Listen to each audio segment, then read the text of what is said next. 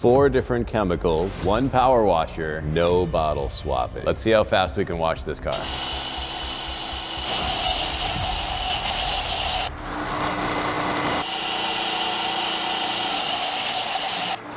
A little eagle guard for the underneath, bro. Let's try this out. I know we're trying to break records here, but we're doing the whole thing, even underneath. Let's see if this drops the pressure enough to allow this injector to drop. That would be incredible, wouldn't it?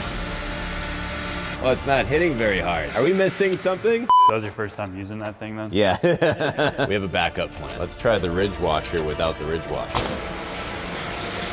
My time trial is not going very smoothly. This is our first time trying to hit all the stages at once.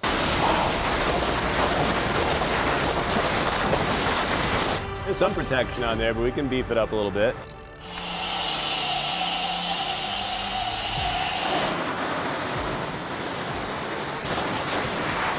How long was that, bro? We don't even know. We gotta look at it in post. Well, that's our detailing video for this week. Thanks for watching. We got some fine tuning to do. Let's get into what this thing is. These are 4 separate chemicals being injected very quickly right into our ST160 up there in line. Each one of these barbs holds its own ratio tip, so you can select 4 different strengths. Eagle Guard could cut up to 600, 700 to 1 through this automatically, while still having your stars and stripes cut at 100 to 1 like we normally do. That sounds like a small thing, but when you're really getting some work done, that's a massive deal. For years now, I've been using the Suttner ST164, and that only selected between 2 soaps. So the real perk here is not that you have more soaps, but that the process becomes repeatable and more predictable, especially if you have a lot of end users using the power washer to wash their own vehicles, maybe at the end of the day in a company setting. This way you can say, okay, here's the soaps, here's the injector, turn it to the one you want, and it will come out at the right strength. And so no one has to measure anything or refill anything or really think about anything other than putting the soap on the vehicle and rinsing it off. Let me show you what this process looked like when we were testing this thing, measuring the calibration of it, and what I'm going to do differently, because as you can see, we have problems. For 6 or 7 years now, we've been working with the Suttner ST164. That's this valve here that we use to switch between our first step and our second step. The problem is we have a lot more soaps we want to pull from. I've lived by for a little while with these little splitter valves that are really awful, so I'm looking to tune this thing up. We were able to source a new solution from Germany, which I think will fix us up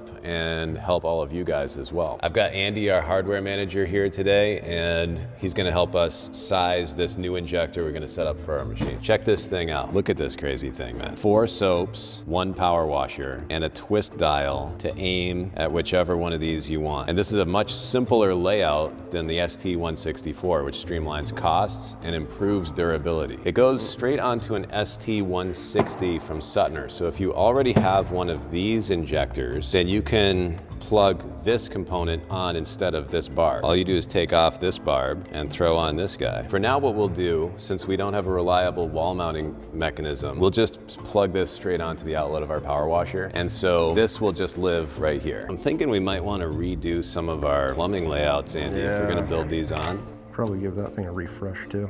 Well, Over at it. This whole power washer is gonna get retired soon. We got rust on it, man. We should have been spraying Eagle Guard on this thing. How many years we've been rocking this thing? It's been in here for like 4 years now. Oh yeah. Wow, look at that.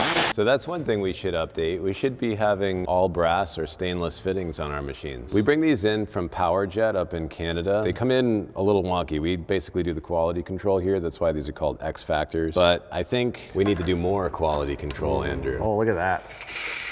Like a glove. Okay, we can function now. We got something. And now we can put a pressure gauge on here and read it. I just want to measure pressure before and pressure after. Let's try the output pressure first and see what the loss is. We got 700 PSI difference. So these are the dosing tips. They come with these little tiny O-rings. They're stamped on the side. This one says 0.7. On the ratio tip chart, that should be 1% drop. And so our goal is to size this injector to the right strength so that it does hit roughly 100 to 1. We're gonna have to calibrate that. So we got our 0.5 in here for 200 to 1. We got our 0.6, 0.7. So our 2.0 is the white one here. All right, let's put some tubes on it. These are 3/8 barbs, but we like 1/4-inch hose. We warm it up and make it fit anyway. So to calibrate, this is a little fancy. This is a graduated cylinder. You could use anything that you know the size of that has any markings at all, like a water bottle or a foam cannon or anything. This is how you would calibrate any power washer. So you always have to have your stopwatch.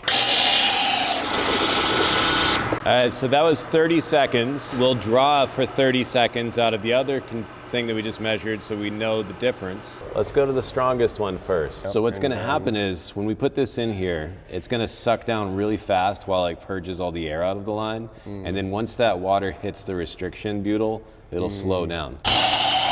See how fast that was? And so now we have to refill the whole thing. In here we use 7.5 liters over 30 seconds. Let's see how many milliliters we use over the same amount of time. We used 150 milliliters in 10 seconds. That's 450 milliliters every 30 seconds, or 900 milliliters a minute. So to figure out what strength you're getting out of here, you just divide this quantity by this quantity. 16.666, the devil's ratio tip. Not quite the 10 to 1 strength that the tip is saying. We don't necessarily need to hit 10 to 1 either. That's a lot of soap. On to the red one.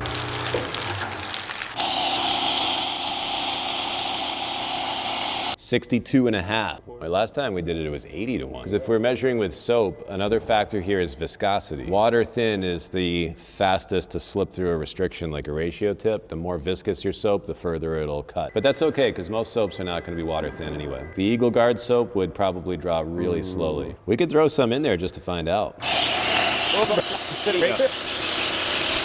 150 to 1. So we're using almost 3 times less soap because this is so viscous. I guess that goes to show calibration has to be done per user. We don't know how much strength you're gonna get exactly because your power washer is gonna have a different GPM, different PSI, and that's gonna fluctuate how much that Venturi wants to pull. Maybe you have different soaps than ours you're trying to run through the injector. We're gonna know how viscous Stars and Stripes and Heavy Duty and those soaps are versus ones like Eagle Guard. We know that that's gonna draw thinner. But that's kind of a good thing with Eagle Guard because it automatically cuts itself thinner with the same ratio tip, so it makes things easy for the customer.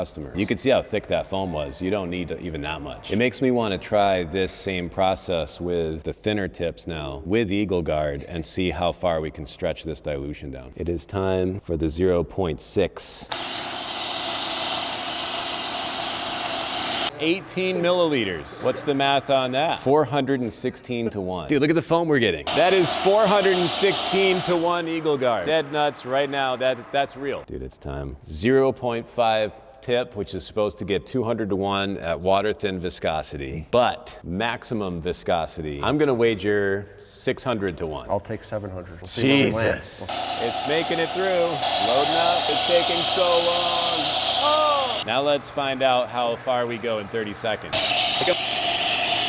About 10. Maybe 11? 11, yeah. 11 goes in my favor. I don't know. Bro, you win. 681 to 1. Damn, dude. That's crazy. And it still looks pretty good. Look at that right there. 681 to 1. So right now we had a pressure drop from, I think it was like 700 PSI. So let's see if we can put less resistance on the line and see what it does to the draw rate of this specific soap. We've got our 4.0 nozzle on here. I want to see how much the pressure drop is. So get these 2 gauges here.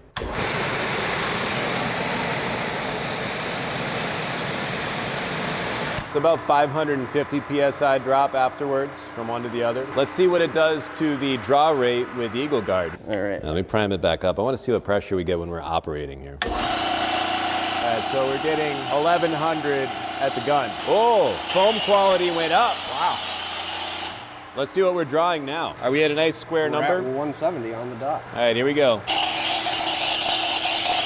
What do we got? Just under 160, but yeah. So we still used 11, but are we putting out more water now? In theory, yes. Okay, so we're using the same exact amount of soap with that tip, with a larger injector nozzle. injector, but the foam was way better. Way better. It was more reliable. Did you see that? 100%. Look at that. It's like dry foam. Yeah, look at that. See, no. It actually what is. the heck? Boy, that's crazy. Let's give this another 30-second run. I don't know, man.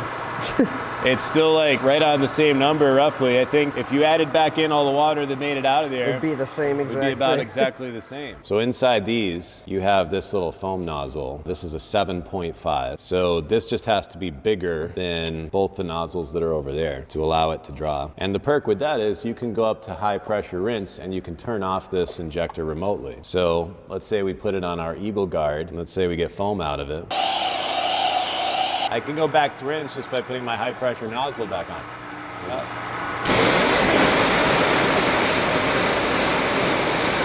And that's how you turn on and off your injector with our Freedom foamers, because we have a high pressure nozzle on one side and a slightly lower pressure one on the other, which allows that thing to turn on. And it's a convenience thing. You can switch back and forth without going back there. The only disadvantage here is you have to go back to the source to switch your soaps. So this is not ideal for fleet washers who are out in the field. For those guys, it's better to have a remote control system, like a wireless one. That way you can just kind of be 100 feet away from your trailer washing a truck and it doesn't matter. But in a setting like this is a really nice tool. And for me, I'm gonna really enjoy using this thing. So the next thing I think is to set this thing up, Andy. We gotta clean up our system here. Really make it more user-friendly for you without Yes. the wires having to be like, Yeah. what is going on everywhere? All right, yeah, so now we're gonna change out the internals on this thing. In the comments, what are some suggestions you guys got for streamlining how we organize this mess, wall mount? Any suggestions for streamlining this thing? We're looking for anything you guys got. Did we paint this thing while we've got it apart? Pretty rough looking. Our name's holding on by a thread. People are gonna think we bought that on Temu or something. I'm probably making this look harder than it needs to be. I just have this unistrut here, so it's kind of an easy way to bolt this thing on.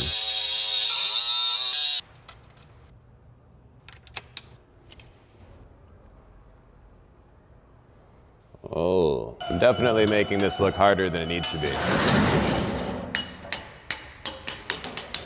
And while I'm up here, I might as well run this hose on the other side of the beam. Got a bunch of these hooks. It works pretty good.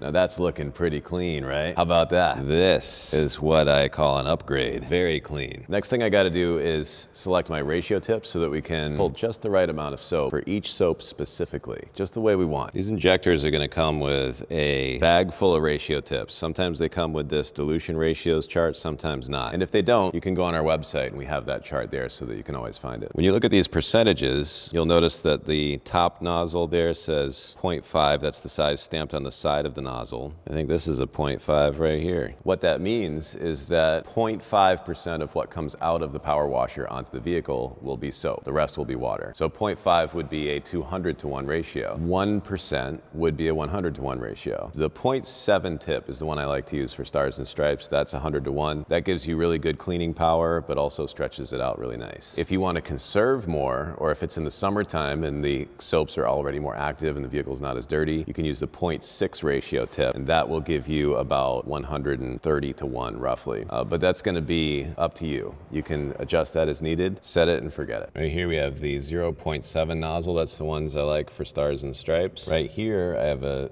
0.6 nozzle that's going to draw our Eagle Guard. This one, because the Eagle Guard is so viscous, is actually going to draw a lot thinner. You're gonna wanna slip these O-rings right over the ratio tip. It should look like that. There's a little bit of a recess in there. One thing that you'll find very helpful as you pull ratio tips is to Sharpie onto this bag which ratio tip you removed. That's how I roll. So they're gonna do a 7.71% injector also for the snake oil. Our clear tubing isn't going to work. We don't know what the heck's coming out the other end of all of these. Which tube is which, you know? I think we need some more clarity on this. So we're reaching out to extrusion companies right now to find out where we can get some blue and red and green and purple or dark tinted tubing. See what a mess this is? This is why we need color tubing.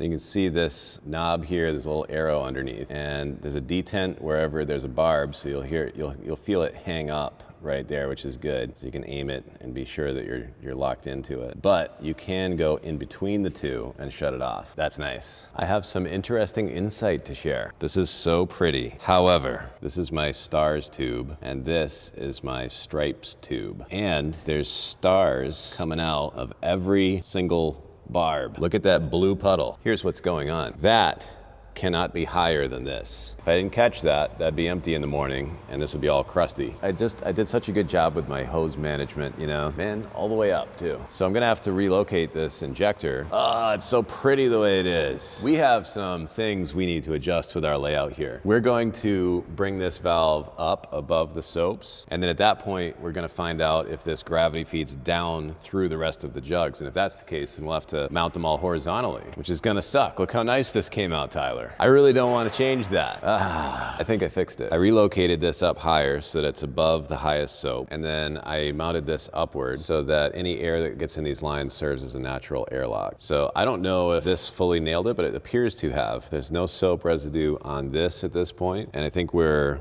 in a good place. Plus, it's a lot nicer to use. See how the air pops up when this valve moves? I don't know what's going on there. I'm gonna get some better impressions of this over time, see if all the valves do this, but that in itself is not a bad thing. If there's air here in a high point, then there shouldn't be able to be a siphon. I think that might be the way it has to be. So now we know, for anybody who ends up getting one of these, that you want these tubes aiming upward. Plus, it's really nice to operate it this way now. I can see it a little better. I think it'll be easier to operate, pull out the ratio tips. So this is pretty clean. And it still looks nice. I really didn't want to undo my tower of soaps over here. So I'm gonna keep an eye on this thing over time, make sure that this is a good solution, and if it's not, we'll figure out how to make it a good solution. Because this, I think, is a really helpful tool. It allows for a lot of really nice preset dilution strengths for individual soaps, and it cleans up your whole installation. And I really love having all of the different things that I need all the time without having to switch the tubes in and out of the bottles. So we'll keep you posted as we make progress with this thing.